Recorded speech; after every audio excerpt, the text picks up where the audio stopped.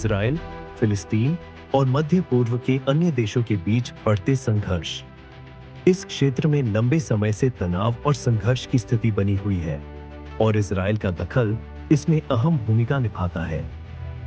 Iran के राष्ट्रपति पाशा कियान ने हाल ही में कहा था कि इजराइल इस्लामिक देशों के बीच बढ़ते संघर्षों का फायदा उठा रहा है।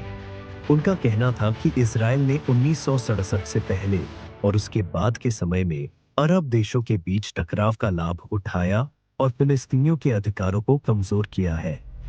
इजराइल का उद्देश्य सिर्फ अपनी सीमाओं का विस्तार नहीं है, बल्कि वह इस समय के राजनीतिक माहौल में अन्य मुस्लिम देशों के भीतर विभाजन और संघर्ष को बढ़ावा देता है। पाशा कियान के अनुसार इजराइल ने कभी भी फिलिस्तीन की आजादी के पक्ष में काम नहीं किया, बल्कि उसने अरब देशों को आपस में उलझाकर अपनी ताकत बढ़ाई है। इस संदर्भ में एक सवाल यह उठता है कि क्या इजराइल का यह तरीका सच में काम कर रहा है? क्या यह अपने मूल उद्देश्य यानी फिलिस्तीन की स्वतंत्रता को कमजोर करने का ही एक प्रयास है?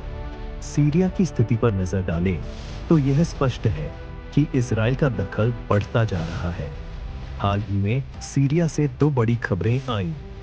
पहली, सैयदा ज़ैनब की मज़ार पर हमला करने की कोशिश की गई, जो ईरान के लिए एक महत्वपूर्ण धार्मिक स्थल है। दूसरी, इजराइल ने सीरिया के सैन्य ठिकानों पर हमला किया। इजराइल का ये कदम सीरिया और इराक के भीतर अपने प्रभाव को बढ़ाने का हिस्सा है। उनका मानना है कि सीरिया का वर्तमान शासन इजराइल के खिलाफ कोई ठोस प्रतिक्रिया नहीं देगा। फिलिस्तीन के हालात पर बात करें तो गाजा में स्थिति बिगड़ी हुई है। इजराइल के हमलों के कारण कई निर्दोष लोग अपनी जान गंवा चुके हैं। संयुक्त राष्ट्र ने भी इस पर चिंता जताई है और गाजा में तुरंत सीजफायर की मांग की है।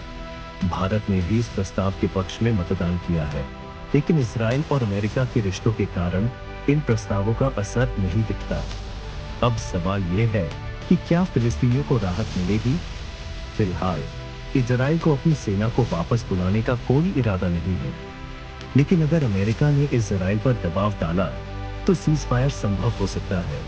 कतर और हमास के बीच बातचीत हो रही है, जो सीजफायर की ओर एक कदम हो सकता है।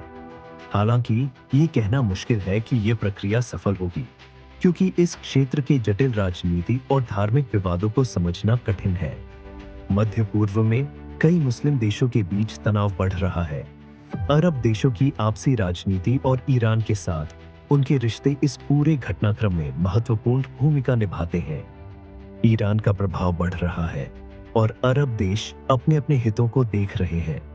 इस्लामिक देशों के बीच विभाजन और संघर्ष ने इजराइल को अपनी स्थिति मजबूत करने का मौका दिया है। इजराइल ने हमेशा इन संघर्षों को अपनी रणनीतिक स्थिति को बढ़ाने के लिए इस्तेमाल किया है और फिलिस्तीन के मुद्दे को हल करने में कभी भी ईमानदारी से कदम नहीं उठाए हैं। आखिरकार यह प्रश्न उठता है कि क्या फिलिस्तीनियों को उनकी स्वतंत्रता और सम्मान मिलेगा? क्या इजराइल अपनी नीति में बदलाव लाएगा या वह अपनी सैन्य गतिविधियों को जारी रखेगा? फिलिस्तीनियों की आवाज को पूरी दुनिया में उठाना बेहद जरूरी है। धन्यवाद।